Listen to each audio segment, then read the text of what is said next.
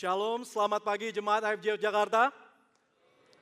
Haleluya, selamat pagi bagi setiap jemaat yang ada bersama-sama kebaktian di Balai Sarbini maupun bagi jemaat yang sekarang join bersama-sama dengan kita melalui online. Tuhan memberkati kita dan kita percaya bahwa ketika kita mendengarkan firman Tuhan ada pewahyuan, ada hal-hal yang Tuhan mau bukakan di dalam kehidupan kita. Baik saudara, saya akan melanjutkan tema kita di bulan Oktober ini, yaitu berbicara tentang walking in the promise atau berjalan di dalam janji Allah. Minggu yang lalu sudah dibuka oleh Pastor Daniel dengan luar biasa bagaimana kita membahas tentang karakter di kitab Yosua pasal 14 yaitu Kaleb ya. Tadi Pastor Ando juga sudah menyatakan Kaleb ini adalah seseorang yang memiliki kepercayaan iman yang dahsyat, di mana dia yang tadinya sudah awalnya umur 40 tahun dan dia harus menunggu sampai 45 tahun sehingga kepercayaannya dia itu teruji oleh waktu, saudara. Nah, di minggu yang kedua ini kita akan membahas tentang growing faithfully. Katakan bersama-sama dengan saya, growing faithfully. Nah, ini bertumbuh dengan setia, saudara. Kita percaya bahwa pertumbuhan dari Tuhan itu memberikan kita akan terus naik di setiap hari lepas hari ada sesuatu pertumbuhan yang Tuhan berikan. Mungkin dari yang seperti Kaleb awalnya muda lalu mengikuti perjalanan dengan hambanya Musa gitu ya sampai dia berumur tua bersama dengan rekannya Yosua. Umur boleh bertambah tapi keberanian dan kekuatannya tidak hilang. Amin saudara. Saya percaya bahwa itu adalah sesuatu karakteristik daripada orang-orang yang mengikuti Tuhan. Karakteristik yang mendapatkan sumber kekuatan bukan dari kekuatan manusia tapi dari kekuatan supernatural dari Allah. Mari kita bersama-sama baca dulu ya untuk kita bisa membahas lagi di Yosua pasal 14 ayat 9 sampai 12. Kita akan baca bersama-sama 4 ayat ini ya pada hitungan ketiga 1, 2, 3. Pada waktu itu Musa bersumpah katanya, sesungguhnya tanah yang diinjak oleh kakimu itu akan menjadi milik pusakamu dan anak-anakmu sampai selama-lamanya. Sebab engkau tetap mengikuti Tuhan Allahku dengan sepenuh hati. Jadi sekarang sesungguhnya Tuhan telah memelihara hidupku seperti yang dijanjikannya. Kini sudah 45 tahun lamanya sejak diucapkan Tuhan firman itu kepada Musa. Dan selama itu orang Israel mengembara di padang gurun. Jadi sekarang telah berumur 85 tahun aku hari ini. Pada waktu ini aku masih sama kuat seperti pada waktu aku disuruh Musa. Seperti kekuatanku pada waktu itu, demikianlah kekuatanku sekarang untuk berperang dan untuk keluar masuk. Oleh sebab itu berikanlah kepadaku pegunungan yang dijanjikan Tuhan pada waktu itu. Sebab engkau sendiri mendengar pada waktu itu bahwa di sana ada orang enak dengan kota-kota yang besar dan berkubu. Mungkin Tuhan menyertai aku sehingga aku menghalau mereka seperti yang difirmankan Tuhan. Mari kita berdoa bersama-sama. Bapa, kami sudah membaca firman-Mu, Tuhan biarlah Kau bukakan Tuhan pewahyuan dari firman-Mu ini. Biarlah kami belajar akan kebenaran-Mu di dalam nama Tuhan Yesus. Sama-sama katakan, amin. Saudara, ada satu pernyataan yang luar biasa yang Kaleb katakan tadi. Dia katakan, aku masih sama kuat seperti pada waktu aku disuruh Musa. Nah ini kelihatannya kayak pernyataan yang, wah ini omong kosong apa enggak nih? Ini orang umur 85 tahun nih. Oke lah kalau dia waktu 40 tahun masih gagah perkasa gitu ya. Masih bisa lah mengangkat senjata dan juga melakukan hal-hal yang dahsyat. Namun ini udah 85 tahun.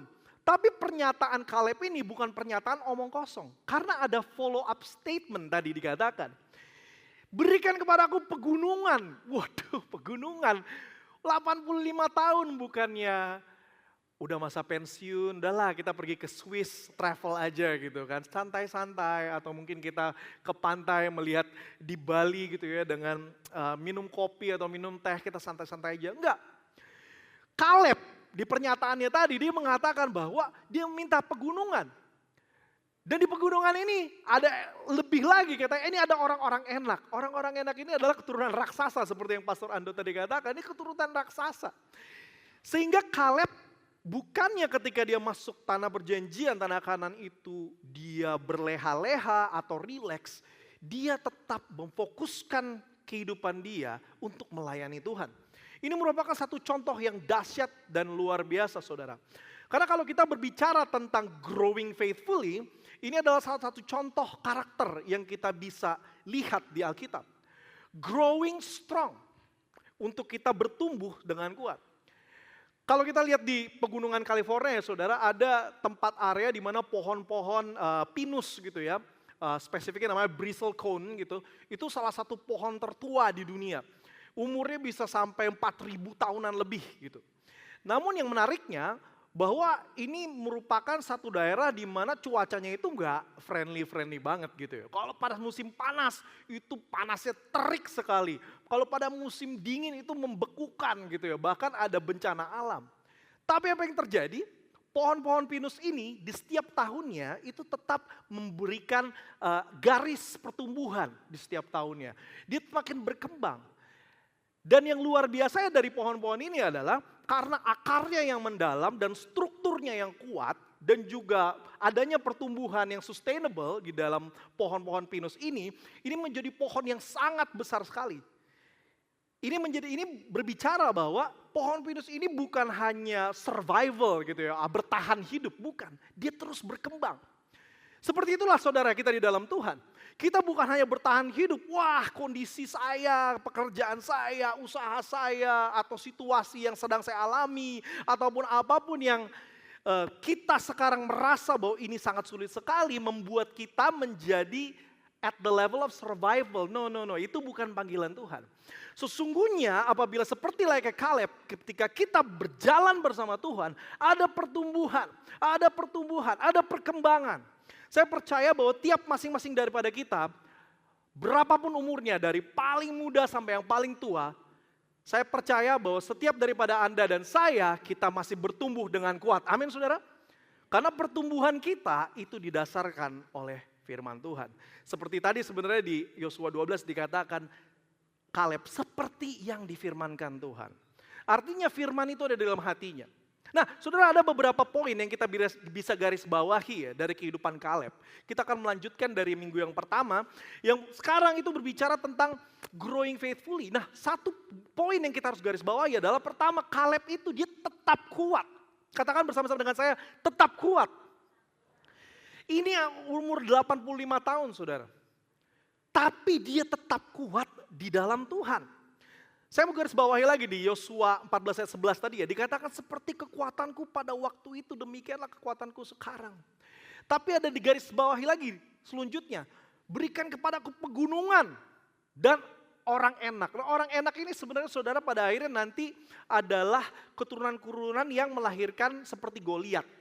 Isbi-Benob. Ada orang raksasa-raksasa yang pada akhirnya menjadi masalah bagi bangsa Israel. Tapi Kaleb di masa tuanya pun dia mengetahui bahwa yang saya akan lakukan adalah bukan saya hanya mendapatkan warisan tanah gitu ya. Bukan hanya mendapatkan the benefit, manfaat dari apa yang Tuhan berikan kepada saya. Bukan, tapi saya akan melakukan kontribusi dari kehidupan saya untuk menggenapi firman Allah. Yaitu untuk menduduki tanah perjanjian. Saudara, saya percaya bahwa tiap-tiap daripada kita ada tanah perjanjian yang Tuhan berikan. Ada perjanjian-perjanjian yang Anda dan saya miliki di dalam kehidupan kita. Dan seringkali apabila kita sudah testing the water atau udah masuk sebentar, udah santai aja. Tapi Kaleb ini mengajarkan kita bahwa apabila kita bekerja di dalam Allah, Tuhan masih memiliki hal-hal yang lebih dahsyat lagi. Hal-hal yang lebih luar biasa lagi yang dibukakan. Nah, ada satu sumber ya, saudara, di satu report dari Goldman Sachs, gitu ya. Itu mengatakan sekarang ini di generasi sekarang sebenarnya ini bukan Gen Z doang, tapi Gen Z dan millennials, sedikit millennials lah di bawah 40 tahun. 44%, hampir setengah itu nggak mau kerja lagi di bawah kalau pokoknya udah 60-an itu udah gak mau kerja lagi. Ya. Mungkin pernyataan ini bukan pernyataan yang salah ya, gitu. Mungkin saya mau fokus sama keluarga, tapi mungkin juga ada yang mau fokus sama diri sendiri dan lain sebagainya. Tapi pertanyaannya, apabila kita pensiun dalam bekerja, apakah itu artinya kita pensiun dalam melayani Tuhan? Apakah itu artinya kita sudah berhenti, stop gitu ya? Kita gak mau lagi berjalan bersama dengan Tuhan. Nah kita mau kembali lagi apa yang Kaleb katakan saudara di Yosua 14 ayat 11. Nah saya mau kita bareng-bareng nanti teriak ya. Aku masih sama kuatnya di umur 45 tahun. Kaleb mengatakan aku masih sama kuatnya. Aku masih memiliki kekuatan sama seperti umur 40, 30, 20 tahun masih sama. Nah kata bersama-sama ya ini satu prophetic statement dari kita semua. Kita teriakan bareng-bareng kata-kata ini ya. 1, 2, 3. Aku masih sama kuatnya. Sekali lagi. Aku masih sama kuatnya. Sekali lagi. Aku masih sama kuatnya. Terutama buat tadi Pastor Ando sudah sharing tentang jemaat-jemaat yang sudah senior. Bapak dan ibu, kakek dan nenek masih sama kuatnya. Karena kekuatan Anda ada di dalam Tuhan. Amin saudara. Kenapa kita bisa kuat di dalam Tuhan?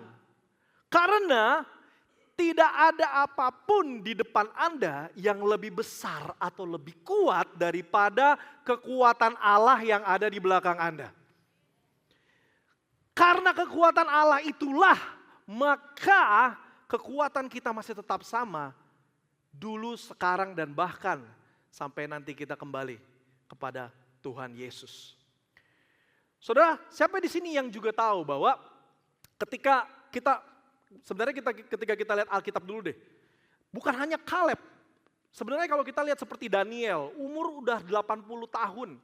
Ya, dia tetap melayani di zamannya Raja Darius, bahkan sampai dia masuk ke Gua Singa. Ya kan? 80 sampai 85 tahun. Kalau kita lihat Musa umur 80 tahun baru mulai memimpin bangsa Israel. Keluar dari tanah Mesir sampai 120 tahun. Ini merupakan karakter-karakter Alkitab yang memberikan contoh kesetiaan. Bukan karena kekuatan mereka, tapi karena mereka bersandar pada kekuatan Tuhan. Kita lihat karakter bahkan ya di dunia ini orang-orang yang menyandarkan imannya kepada Tuhan seperti Billy Graham. Sampai umur 90 tahun pun dia masih tetap melayani, menulis buku dan akhirnya meninggal dunia pada umur 99 tahun. Saudara, saya percaya bahwa kekuatan dari Tuhan akan mengokohkan kita untuk terus berjalan bertahun lagi, setahun lagi, bahkan sampai kita kembali kepada Tuhan. Dan saya percaya kekuatan itu ada bersama Anda dan saya. Dan bukan hanya orang-orang yang senior, tapi yang muda, Anda juga memiliki kekuatan. Anda bisa mengakses kekuatan itu kapan saja di dalam Tuhan. Tapi siapa yang tahu di sini kalau gereja kita juga memiliki orang-orang yang setia. Orang-orang umat-umat Tuhan, pelayan-pelayan Tuhan, hamba-hamba Tuhan yang sudah berpuluh-puluh tahun melayani Tuhan. Dan dengan setia, bukan dengan kekuatan mereka, tapi dengan kekuatan yang diberikan daripada Tuhan Yesus, mereka tetap melayani sampai sekarang ini. Nah, kita akan bersama-sama menyaksikan cuplikan untuk kita belajar bersama-sama dari para senior, kesaksian kehidupan mereka. Mari kita saksikan cuplikan video berikut ini.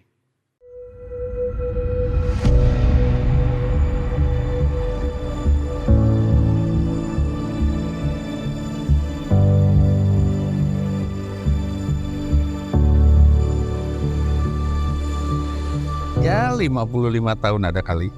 Sejak saya berkomitmen ikut Tuhan di dalam pelayanan itu sejak tahun 85 berarti sekitar 39 tahun ya. 39 tahun saya. Kurang lebih 7 tahun. Jadi guru sekolah minggu, kemudian membentuk ibadah anak remaja di Wahai apa tuh istilahnya sekarang ya. Kemudian ibadah kaum muda dibentuk juga, kemudian ibadah kaum pria dibentuk juga. Sekarang ngurus itu oma-oma, opa-opa. Dan Ya sampai hari ini aku masih tetap melayani untuk belajar melayani para orang tua yang di atas 60 tahun. Pertama kali sih agak nggak kepikiran. Tapi waktu aku berdoa, aku tahu Tuhan bicara mereka berguna buat melayani Tuhan. Jadi dari saat itu, aku mulai coba belajar untuk melayani mereka untuk kemuliaan Tuhan.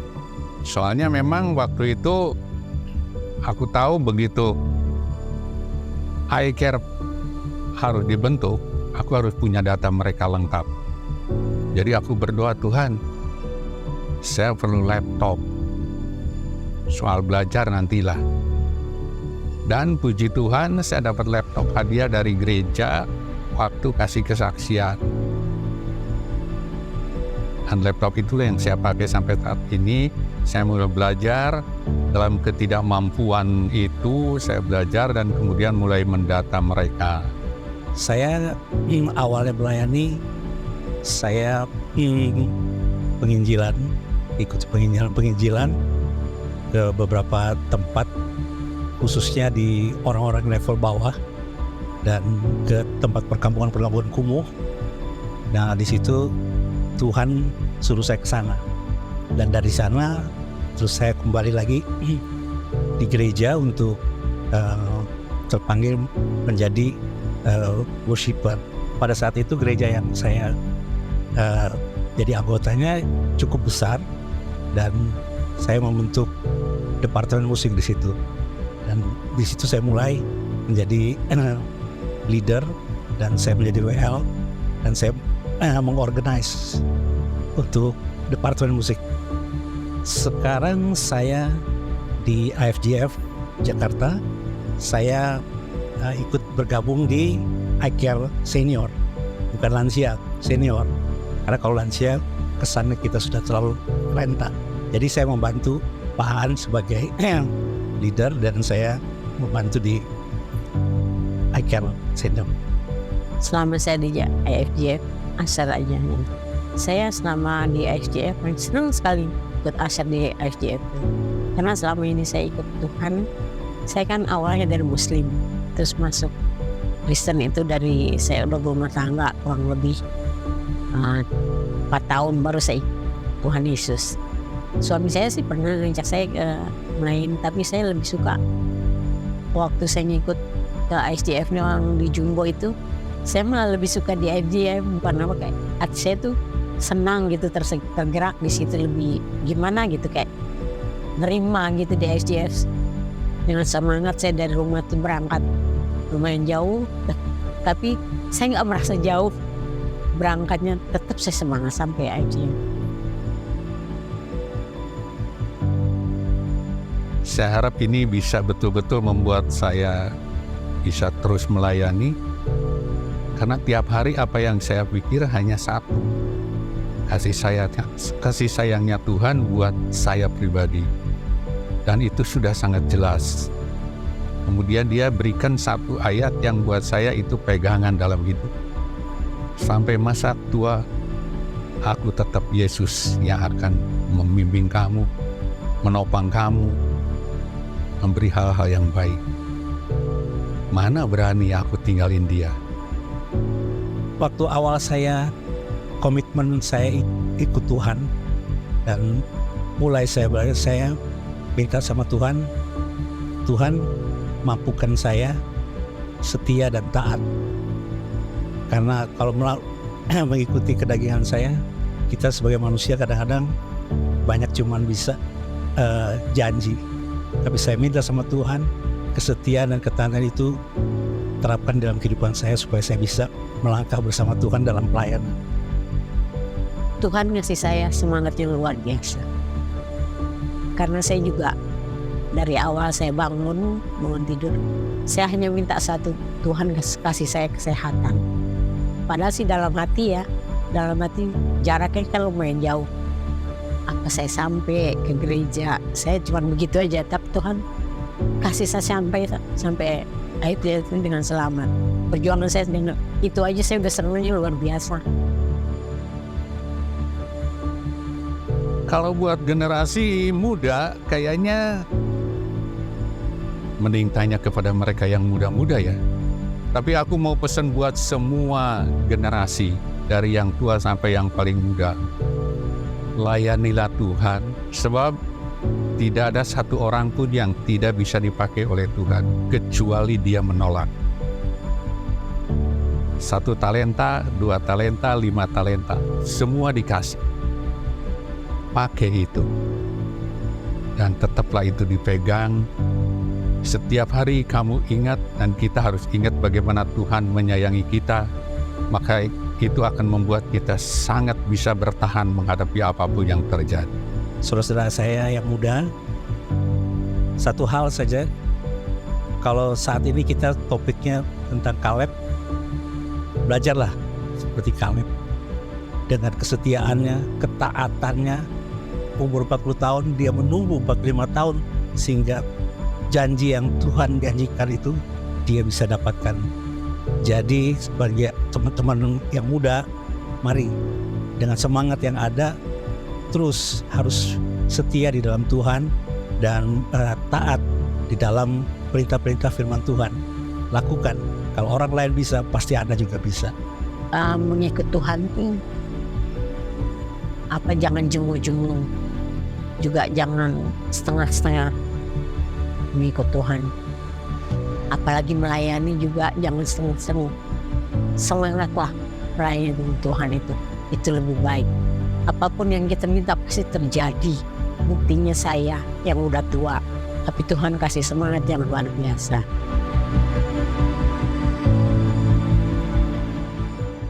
Berikan kemuliaan bagi nama Tuhan. Haleluya. Wow, amazing.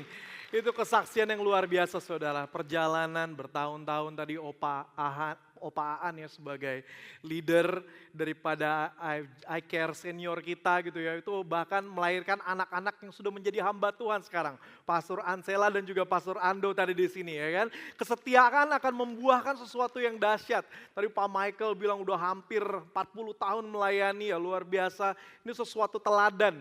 Ya tadi Bu Ani juga saya sempat ngobrol di bawah, katanya malu pastor ngomong gini. Wah malah saya lihat tuh luar biasa sekali tadi Bu Ani. Harus lebih sering lagi kesaksian. Dan saya mau encourage semua para senior. Mari kita bersama-sama dengan yang muda-muda kita melayani Tuhan. Seperti yang tadi diberitahukan oleh umat jemaat-jemaat senior kita. Tetap melayani Tuhan, setia dan jangan setengah-setengah katanya. Haleluya saudara. Baik. Kita akan lanjutkan, kita akan mempelajari. Saya mau ngomong dulu pertama-tama ya, saya mau deklarasi lagi. Tadi kita belajar dari Opa Aan, Pak Michael, Bu Ani, tetap kuat. Katakan bersama-sama dengan saya, dengan keras tetap kuat. Kurang keras sekali lagi, tetap kuat. Sekali lagi, tetap kuat. Amin, tetap kuat di dalam Tuhan. Mari kita melayani bersama-sama. Baik saudara. Selanjutnya yang kita bisa garis bawahi dari perjalanan kita di membahas tentang Kaleb adalah Kaleb ini bisa mengelola ketakutannya dia saudara. Kita harus mengingat bahwa Kaleb ini merupakan 2 dari 12 pengintai yang dikirim oleh Musa untuk mengintai tanah Kanaan pada waktu itu. Ya kita baca bersama-sama untuk kita mengingat kembali di kitab Bilangan pasal 13 ayat 28 sampai 33. Gak apa-apa ya kita baca bareng-bareng. 1, 2, 3. Hanya bangsa yang diam di negeri itu kuat-kuat dan kota-kotanya berkubu dan sangat besar. Juga keturunan Enak telah kami lihat di sana. Orang Amalek diam di tanah Negeb, orang Het, orang Yebus dan orang Amori diam di pegunungan. Orang Kanaan diam sepanjang laut dan sepanjang tepi sungai Yordan. Kemudian Kaleb mencoba menenteramkan hati bangsa itu di hadapan Musa, katanya, tidak, kita akan maju dan menduduki negeri itu sebab kita pasti akan mengalahkannya. Tetapi orang-orang yang pergi ke sana bersama-sama dengan dia berkata, kita tidak dapat maju menyerang bangsa itu karena mereka lebih kuat daripada kita. Juga mereka menyampaikan kepada orang Israel kabar busuk tentang negeri yang diintai mereka dengan berkata, negeri yang telah kami lalui untuk diintai adalah suatu negeri yang memakan penduduknya dan semua orang yang kami lihat di sana adalah orang-orang yang tinggi perawakannya. Ayat 33, Juga kami lihat di sana ada orang-orang raksasa, orang enak yang berasal dari orang-orang raksasa. Dan kami lihat diri kami seperti belalang dan demikian juga mereka terhadap kami. Saudara, di ayat yang 33 ini menggambarkan situasi yang sesungguhnya dari bangsa Israel yang hendak masuk ke tanah perjanjian pada waktu itu. Ada ketakutan yang besar, ada sesuatu ekspektasi akan bahaya atau sesuatu yang mereka takuti, yaitu orang-orang enak yang raksasa, yang mahir secara militer, kemampuan jago berperang, tinggi perawakannya. Sehingga ketakutan itu sudah menyebar di bangsa Israel. Namun ada dua ya, yaitu Yosua dan Kaleb yang dengan beraninya, dengan kekuatan dari Tuhan pastinya, menyatakan tidak, kita harus maju, kita dapat maju menyerang bangsa itu. Apa yang terjadi saudara? Kaleb dia memberikan pernyataan keberanian. Tapi apakah artinya Kaleb nggak takut? Saya rasa ketakutan itu merupakan hal yang normal bagi manusia. Sebenarnya ketakutan itu merupakan defense mechanism, mekanisme pertahanan dari manusia. Karena ketika kita ada rasa takut berarti ada sesuatu hal yang harus kita waspadai. Mungkin adanya potensi bahaya atau tantangan apabila kita melakukan atau membuat keputusan. Oleh sebab itu, rasa takut itu sendiri sebenarnya secara inherent bukan sesuatu yang buruk. Itu merupakan satu sinyal defense mechanism atau mekanisme pertahanan. Cuman isunya apabila ketakutan itu mulai membuat kita tidak mau melangkah maju lagi. Membuat kita untuk menyerah, udah gak usah menyerah aja karena situasinya sudah terpuruk. Atau bahkan membuat kita menyingkir atau menghindari dari panggilan Tuhan. Apabila ketakutan itu membawa kita kepada hal-hal itu, maka ketakutan itu menjadi sebuah kekuatan yang destruktif yang menghancurkan kehidupan kita. It's no longer a defense mechanism, it becomes a destructive force. Membuat tekanan, kekuatan yang menghancurkan kehidupan kita, melumpuhkan kita untuk kita tidak mau melangkah menuju kepada janji dan panggilan Tuhan. Dan fear, ketakutan itulah yang harus kita lawan saudara. Karena ketakutan itu atau fear yang saya bilang tadi itu sebenarnya adalah false evidence appearing real. Bukti yang palsu tapi kelihatannya nyata gitu ya. Buktinya wah orangnya besar tapi sebenarnya itu palsu. Karena kenapa? Tidak ada yang lebih besar daripada kekuatan daripada Allah kita. Amin saudara. Oleh sebab itu seringkali ketakutan itu membuat kita meninggikan masalahnya lebih daripada kemampuan masalah itu. Sehingga kita meninggikan masalah itu lebih daripada Allah kita. Dan ini sangat destruktif, terutama di generasi sekarang ini, di mana banyak sekali secara statistik terjadi peningkatan dampak kesehatan mental. Dan sangat penting sekali untuk kita mengetahui bahwa ketakutan ini kita harus kelola. Ketakutan ini kita harus manage untuk kita bisa maju, berjalan bersama dengan Tuhan. Nah pertanyaannya, mengapa iman Kaleb bisa tetap muda dan berani? Umur 85 tahun dia bilang, saya masih kuat kayak zaman dulu tuh umur 40 tahun. Kenapa saudara? Karena Kaleb tidak mengukur tantangan yang ada di depannya dengan kekuatannya. Melainkan dengan kekuasaan Tuhan yang tak terbatas. Sehingga pola ukur kita terhadap masalah akan menentukan keputusan yang akan kita lakukan. Apabila kita mengukur masalah kita dan meninggikannya di atas daripada Tuhan itu sendiri, maka itu akan melumpuhkan diri kita. Menjauhkan kita daripada Tuhan. Ketakutan yang itulah yang kita harus hancurkan.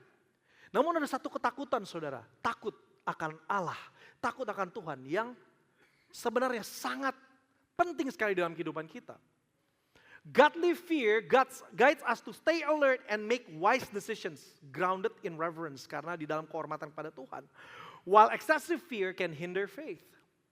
Takut akan Tuhan sebenarnya itu seperti satu sinyal, satu perlindungan dan peringatan dari Tuhan.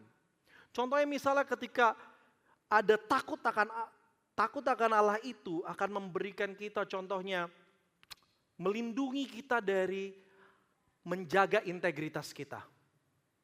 untuk tidak melakukan hal yang curang. Sebaliknya, untuk mendorong kita melakukan hal yang benar.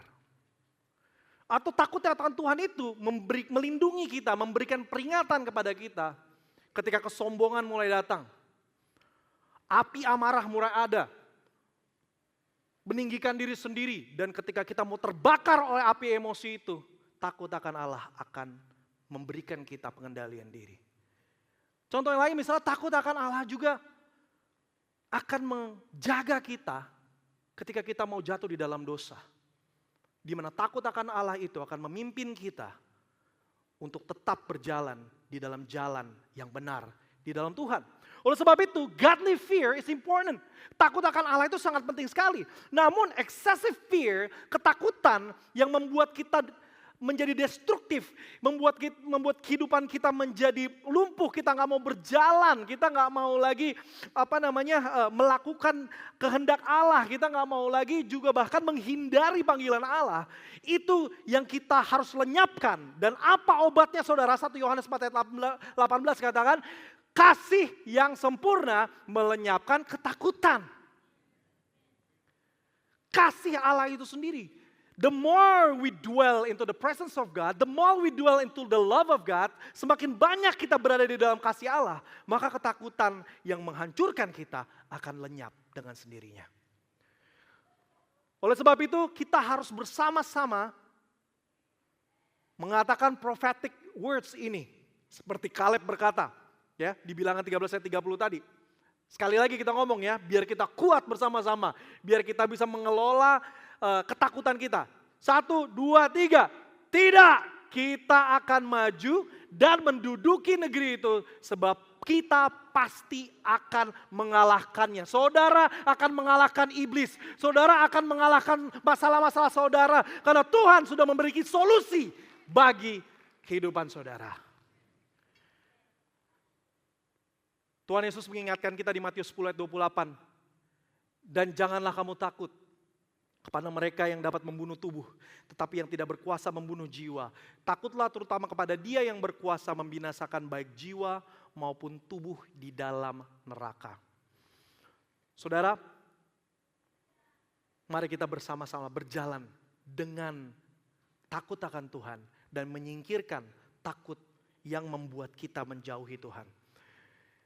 Yang terakhir saudara, ketika kita membahas tentang karakter Kaleb ini bukan hanya dia stuck in the status quo, bukan hanya dia begitu-begitu saja.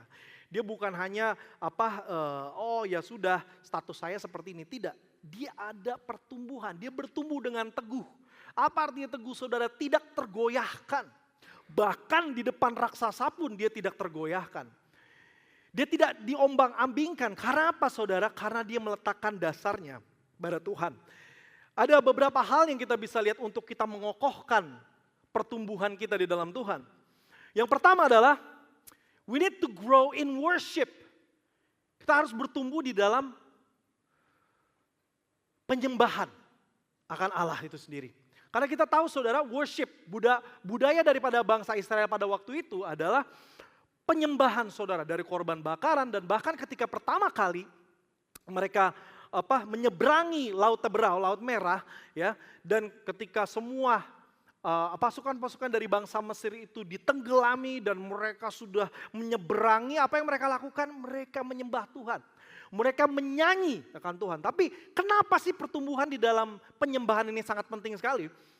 Kenapa sih sangat penting sekali? Karena kita harus lihat, kalau Anda mau tahu betapa pentingnya worship, Anda harus lihat bagaimana perspektifnya iblis terhadap worship ini. Saya tidak akan bahas semuanya. Di Daniel 3 ayat 4-5, di sini pada waktu itu ada zaman Raja Nebukadnezar, di zamannya Daniel ada 3 orang yang namanya Sadrak, Mesak, dan Abednego. Pada waktu itu raja memberikan titah di Daniel 3 ayat 4-5 mengatakan seperti ini. Apabila kamu mendengar bunyi nafiri dan bangsi, kecapi, herbab, serdam, nobat, dan semua jenis bunyi-bunyian. Ini udah kayak praise and worship lah ya, gitu ya. Hendaklah kamu sujud menyembah, bow down and worship. Nah kata-kata yang sama juga dikatakan Matius 4 ayat 8-9 ketika Tuhan Yesus dicobai iblis ke gunung yang sangat tinggi.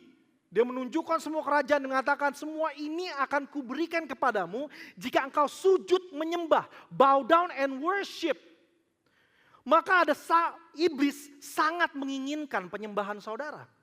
Oleh sebab itu betapa kalau kita lihat dari budayanya Israel, betapa pentingnya penyembahan itu sendiri.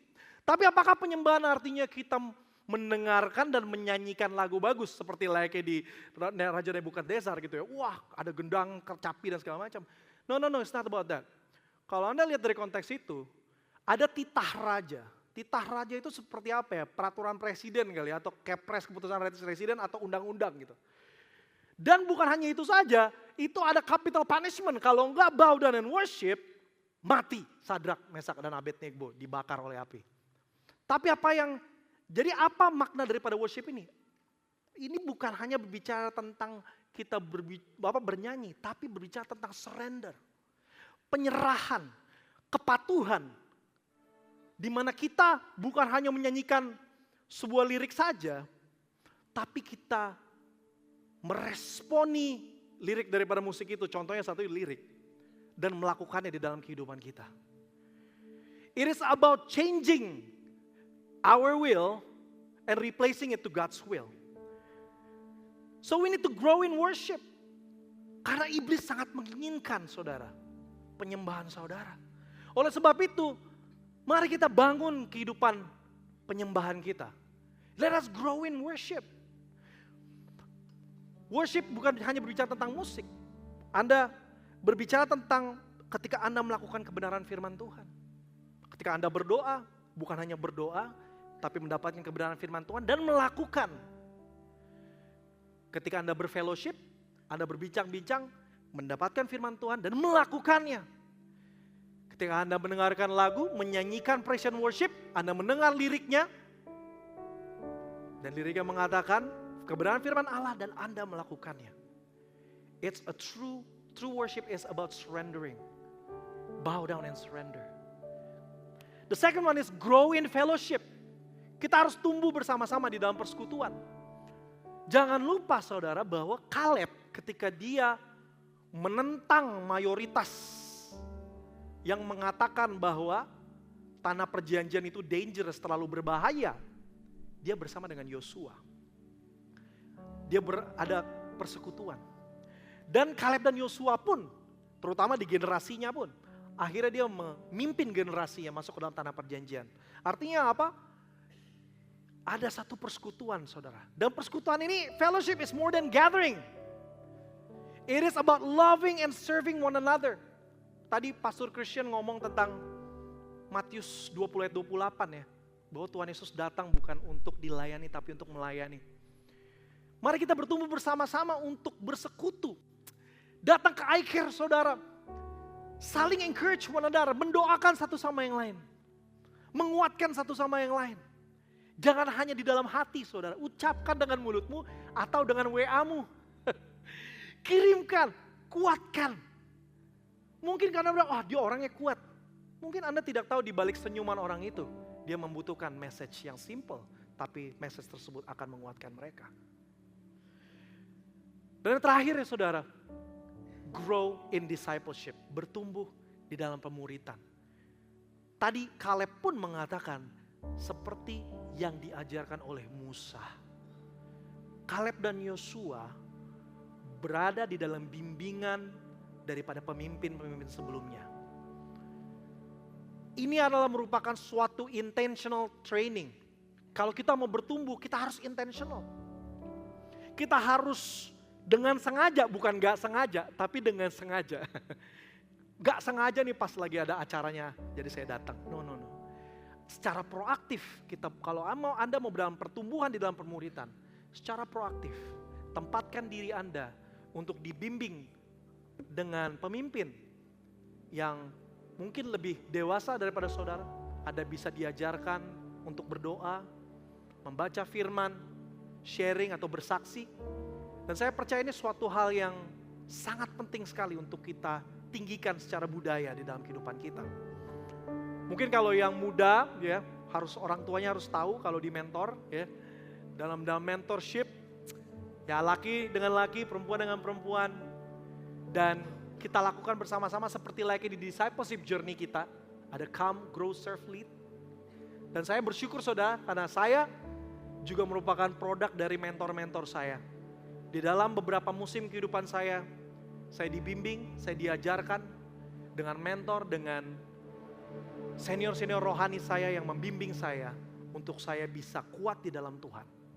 Dan saya mau encourage saudara, baik yang muda ataupun yang mungkin baru mengenal Tuhan walaupun sudah berumur, mari berikan diri kita untuk bersama-sama mendengarkan firman Tuhan, to be mentor, untuk kita bisa diajarkan lebih lagi.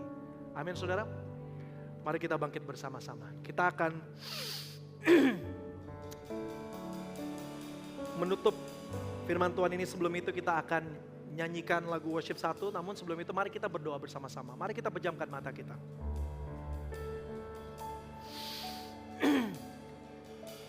Terima kasih Tuhan Yesus. Kami mau bertumbuh Tuhan dengan setia. Dan pertumbuhan itu kami dapatkan hanya dari Engkau. Terima kasih Tuhan, terima kasih Tuhan. Terima kasih Tuhan. Terima kasih Tuhan, terima kasih Tuhan. Mari saudara, apabila saudara ada keluarga di sini, bisa saling bergandengan tangan. Kalau ada teman, bisa saling mendoakan. Kita sama-sama mendoakan pertumbuhan. Kata kuncinya adalah pertumbuhan. Di mana kita tidak stuck di satu level atau dimensi. Karena Tuhan mau mengangkat kita masuk ke dimensi yang baru. Yuk kita mari bersama-sama. Kalau ada di sebelah kanan kiri, ada suami istri, ada anak-anak, atau ada teman-teman I Care. Mari kita saling mendoakan satu sama yang lain. Yuk, let us just look to the right and left. 2 atau 3 orang. Let's just spend a brief time. Thank you Jesus. Takkan pernah kau ingkari. Thank you Lord Jesus. Ku percaya kau tak pernah gagal.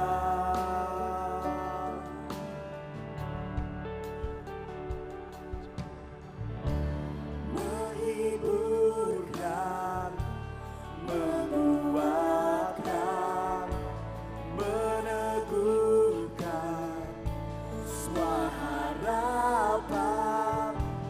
Ku percaya kau tak pernah gagal.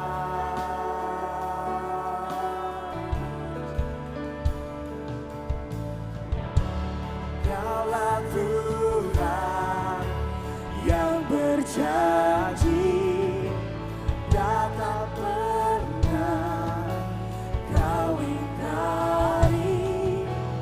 Ku percaya kau tak pernah gagal.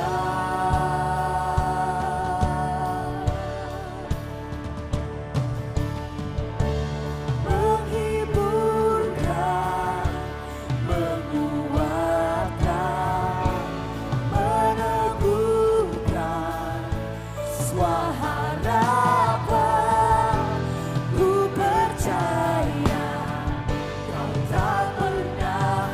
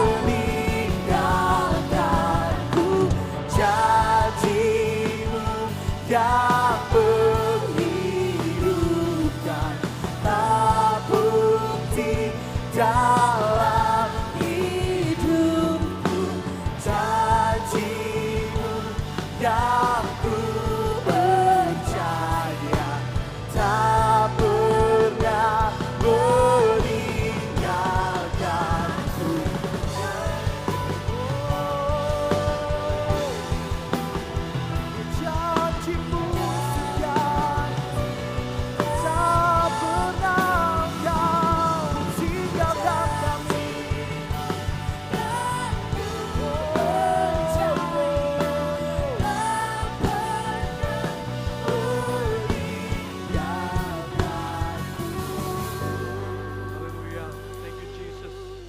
Haleluya, haleluya, haleluya. Kami pegang janji-Mu ya Tuhan. Pada saat ini jemaat Tuhan, apabila Anda merasakan di mana kehidupan rohani saudara ataupun kehidupan Anda sehari-hari, Anda merasa stagnan, Anda merasa membutuhkan gairah dan kekuatan yang baru di dalam Tuhan. Apabila itu Anda, mari angkat tangan Anda bersama-sama. Pada saat ini kita akan mendoakan ada satu api, bara api dari surga yang datang untuk membakar hati kita bersama-sama. Yuk mari angkat tangan kita bersama-sama. Haleluya Tuhan, pada saat ini aku berdoa di dalam nama Tuhan Yesus ya Tuhan. Segala roh-roh yang membuat stagnan, yang membuat hanya berjalan di satu tempat, status quo, di dalam nama Yesus Kristus, enyah, hancur di dalam nama Tuhan Yesus Kristus ya Tuhan. Kami percaya Bapa bahwa roh yang diberikan daripada surga, Roh Kudus, roh kebenaran akan membawa kami kepada satu pertumbuhan, kepada satu perkembangan Tuhan. Di dalam nama Yesus Kristus, segala sesuatu yang menghambat, biarlah pada saat ini juga Tuhan, Kau bebaskan di dalam nama Tuhan Yesus Kristus. Dan kami percaya Bapa, segala sesuatu yang memblok ya Tuhan, bottleneck ya Tuhan akan diluruskan Bapa. Air dari surga ya Bapa, air yang mengalir ya Tuhan, yang memberikan kelegaan, yang memberikan kesukaan, sukacita, kegembiraan, gairah dan kekuatan yang baru dari Engkau Tuhan, ada di dalam kehidupan jemaat-jemaat-Mu, keluarga mereka, bisnis dan juga apapun yang mereka lakukan. Di dalam nama Yesus Kristus, bimbingan, kekuatan dan api daripada Tuhan datang di dalam kehidupan mereka. Di dalam nama Tuhan Yesus Kristus. Di dalam nama Tuhan Yesus Kristus. Terima kasih ya Tuhan. Seperti layaknya Kaleb ya Bapa, kami mau tetap kuat. Kami mau tetap kuat. Katakan bersama-sama dengan saya, tetap kuat. Sekali lagi tetap kuat. Sekali lagi tetap kuat. Yes Lord, kita mau tetap kuat ya Tuhan. Bukan karena dengan kuat gagah, tapi karena Kau yang memiliki kekuatan yang tidak terbatas. Baik jemaat Tuhan, kita akan menutup kebaktian kita pada saat ini. Mari kita angkat tangan kita bersama-sama untuk mendapatkan berkat daripada Tuhan. Haleluya. Jemaat Tuhan, apabila engkau mendengarkan firman Tuhan dan melakukannya dengan setia, maka Ia akan mengangkat kau di atas bangsa-bangsa. Kau akan terus naik dan tidak turun. Engkau akan menjadi kepala dan bukan ekor. Tuhan akan membawakan bendaharaan yang melimpah, yaitu langit. Sehingga Dia akan memberikan hujan bagi tanahmu. Dan tanahmu akan subur. Dan ketika kau masuk, kau akan diberkati. Dan ketika kau keluar, kau akan diberkati. Dan apabila kau melakukan segala sesuatu di dalam nama Yesus, maka Ia akan membuat kau berhasil pada hari ini sampai selama-lamanya. Dan semua yang telah menerima janji Tuhan dan percaya dengan iman, sama-sama katakan haleluya, amin. Puji nama Tuhan. God bless you, happy Sunday. Welcome dan juga bersama-sama di iCare saudara. Puji nama Tuhan.